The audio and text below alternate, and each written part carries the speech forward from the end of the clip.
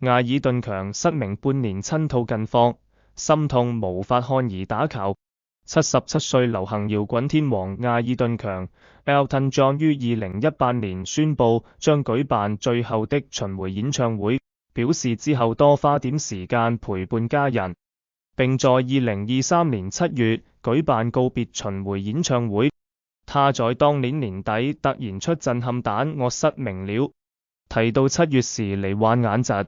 右眼完全失明，左眼僅存微弱視力，所以現在只有聽覺，震驚外界。艾爾頓強日前接受《泰晤士報》訪問，坦言失明後生活有很多不便，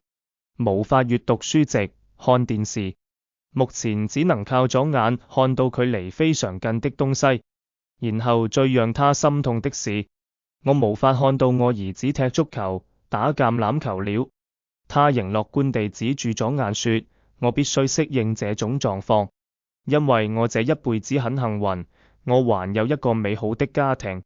左眼還能看到外面的世界，所以我告訴自己，必須努力的活下去。他也表示，我永遠都是個樂觀主義者，